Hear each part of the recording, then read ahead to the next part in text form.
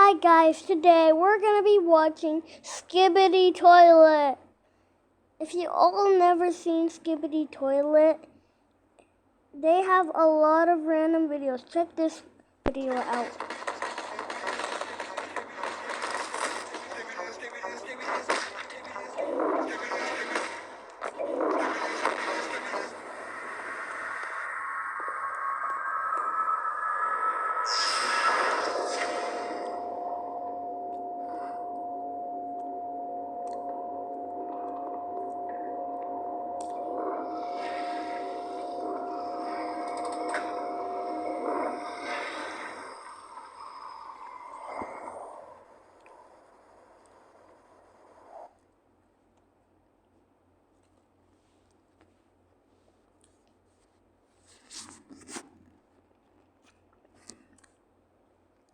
Wait. I want to...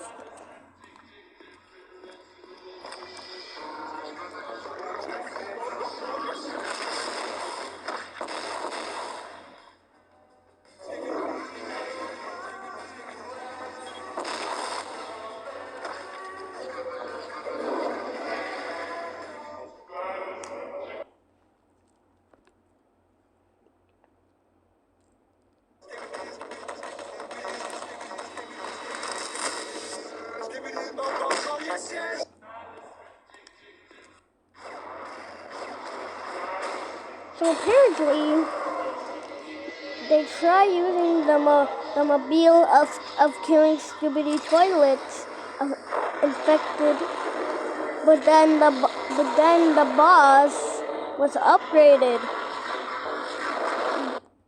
Then the camera got dead. When they first tried it, it was very great. Camera person, toilet man.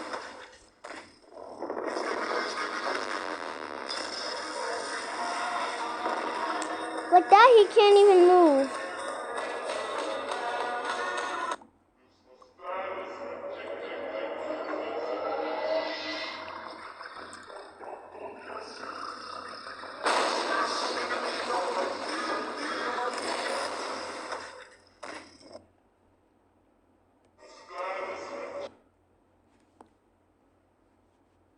Wait.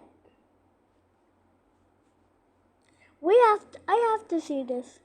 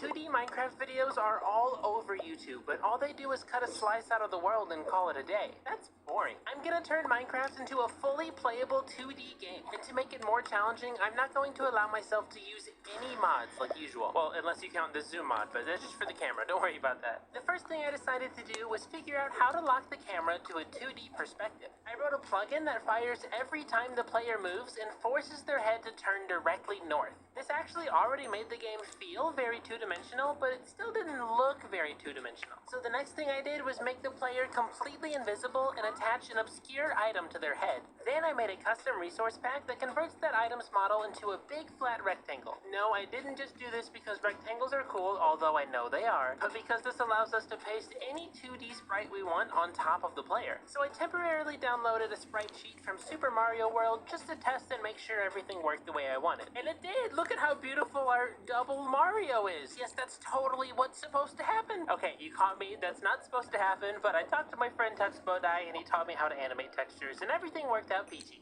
Get it? But the Mario sprites were just temporary, so now I need to make my entire own Minecraft Steve sprite sheet. I started by just copying over pieces from the Steve skin, but I thought it was a little too contrasty, so I ended up redrawing him with really flat colors to look more like a 2D sprite. I thought it turned out pretty well. I replaced the Mario sprites with the new Steve ones, and it actually looked a lot better than I expected it to. Well, except for the fact that the GUI textures broke, but we can just ignore that. Just don't look over there. Next, we need to make our 3D world 2D to match our character. I decided to start by filling in the sky with light blue concrete to cover up the extra faces of all the blocks around it. And I added barrier blocks for all the spots Steve needs to stand. However, I did notice that now since we're standing on barrier blocks, every time we jump and land on them, these yucky red particles fly out all over the place. So I simply just deleted the barrier texture. It's all gone now, nobody there.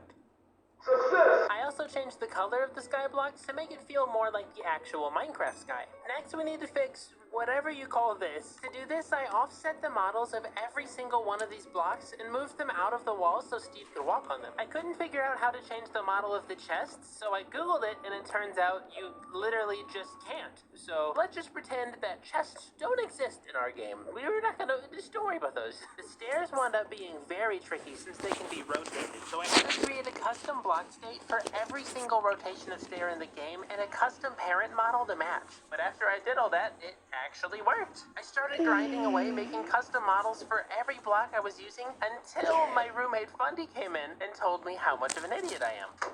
You're an idiot. He told me, why make a custom model for every single block I use when I could just drag the sky forwards and not have to make any custom models? So I deleted my past 2 hours of work and just made one single sky model that took 2 minutes to make. Yeah, I'm pretty stupid, but I learned a lot about models. Now that we have all of our 2D blocks ready to build with, we need to make a fully playable 2D level. I started by flipping the world we have so far, since walking left to right is more common in 2D platformers, and I made this neat little parkour section. I built up some ladders to help any players that fail the parkour, and I added a little pond before it to safely teach the player they can jump before giving them a challenge. I also added smoke to the chimney.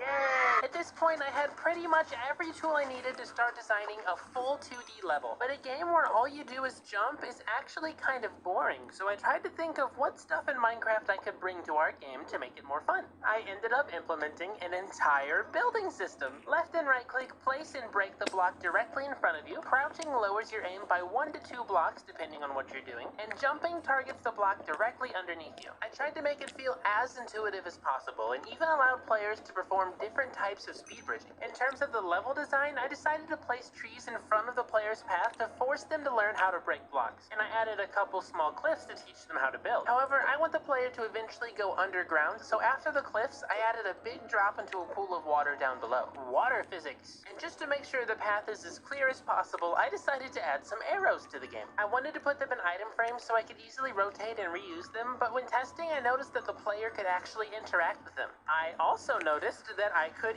eat the arrows for some reason. Don't ask why I tried it, just believe me. I guess arrows are a good diet if you want your weight to go down. So to prevent the player from interacting with the arrows, I decided to invert their item frame offset to go the other direction. This let me place them behind the sky and out of the player's reach, and it worked perfectly. I took this opportunity to add some flowers to the game too. But one thing, this solution does allow us to place sideways flowers, so we can just pretend that it doesn't and forget about it. But speaking of decoration, I felt like having the skies show in the dugout areas felt weird. So I added a bunch of different types of sky blocks that were just underexposed versions of the blocks around them to make the level feel easier to read. I think it actually helped a ton. But whatever you do, make sure you do not disable the resource pack. Oh boy. Next, I inset the sky blocks by 0.05 units, which caused the outer blocks you stand on to cast a soft shadow over the background called ambient occlusion. But you may notice that only the non-sky colored blocks have the ambient occlusion, and that's because I use sea lanterns specifically for the sky blocks, and you can't cast shadow on a light source. I tried adding background trees as well, but I thought they were too distracting and made the level harder to read, so I scrapped them. The next thing we needed to add to our game was animated floating items you can pick up, since games are more fun when you can get stronger up until the end. For example, the pickaxe will allow you to break more types of blocks, like in Minecraft. But not only will all these items upgrade what you can do, they're also going to act as respawn points for the player inside of our game. But speaking of respawn points, we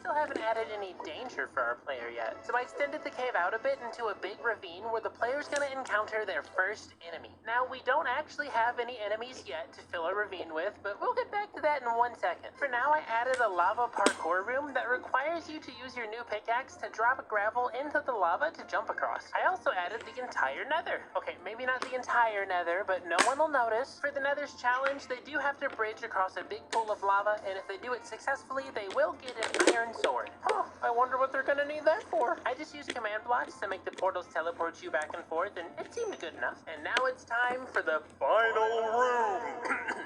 The final room. Sorry, I have something in my throat. I wanted the final...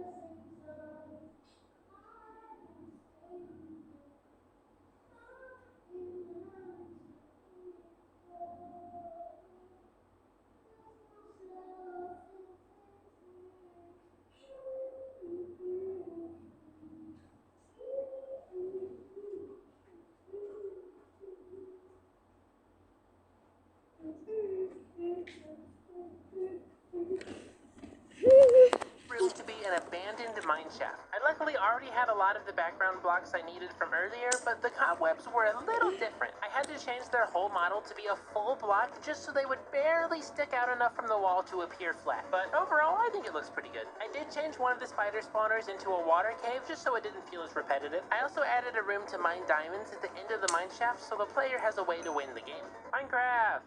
But remember earlier when I said I wanted to add some enemies? It's time for that now. I experimented with using both spawners and command blocks, but for some reason they both kept spawning chickens instead of zombies. I've never seen this before, and I use command blocks frequently. So I instead tried making a chain of command blocks that spawn zombies every time you go through the portal, and this one worked For some reason, I don't know, Minecraft's very poorly coded. We'll just ignore it for now. I then made some custom zombie sprites and inserted them into the pack. However, since I needed the zombies' AI to work naturally and they had to face the player to move, I couldn't apply the sprites to their head like I did for Steve. So instead, I had to tie an invisible armor stand to every zombie, where the armor stand is the one wearing the texture and it just teleports to the zombie every time it moves. This seemed to actually work out perfectly, or close enough. I tried to see if it would work for Steve too, but it made him feel very laggy and I didn't like it, so I put him back how he was. I set the world to midnight, which made the lighting feel a lot more colorful, and meant I also needed to swap all of the item frames for glowing item frames, because the items got a little too dark. But overall, I was extremely satisfied with the level. So I went around doing some finishing touches, like adding cave spiders to the background of the mine shaft, but then when I reloaded the resource pack, everything turned into peanut butter.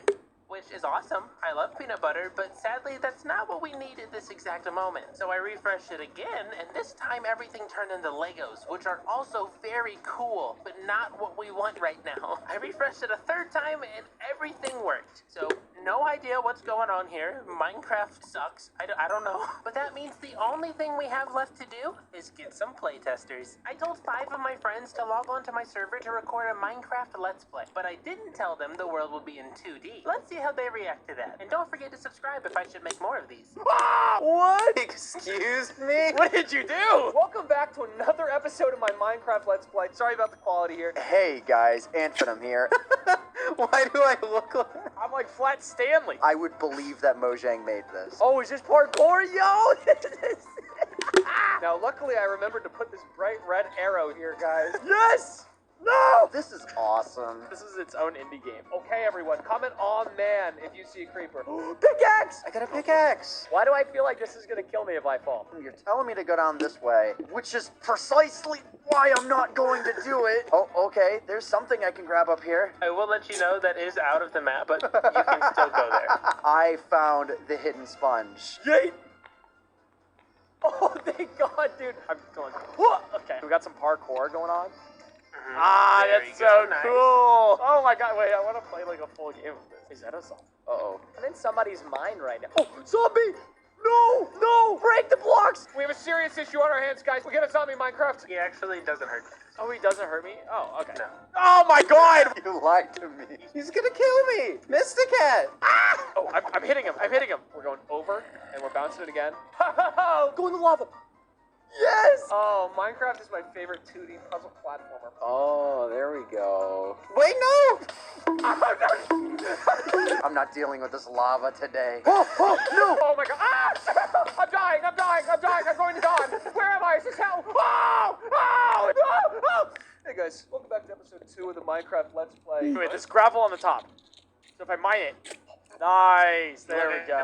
No freaking way we're going to the nether already? Whoa, okay, viewers always click off my videos in the nether. Don't do it to this video, guys. I'm so good at Minecraft.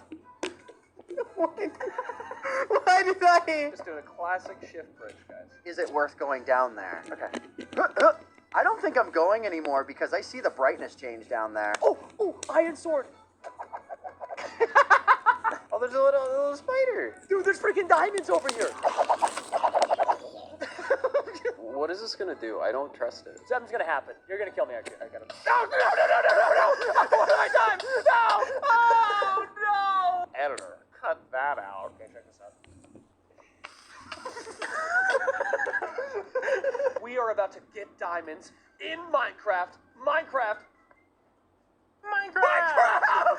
Minecraft! Yeah. More Minecraft. You know, if you still want to find that sponge, it still is out there. Minecraft. I'm trying. I've broken free of my shackles. What did I just play? Guys, my mind is blown right now. Want to try out the game? You can get it on patreon.com/Mysticat right now. And why don't you check out this video next? Am I recording? Oh, holy shit.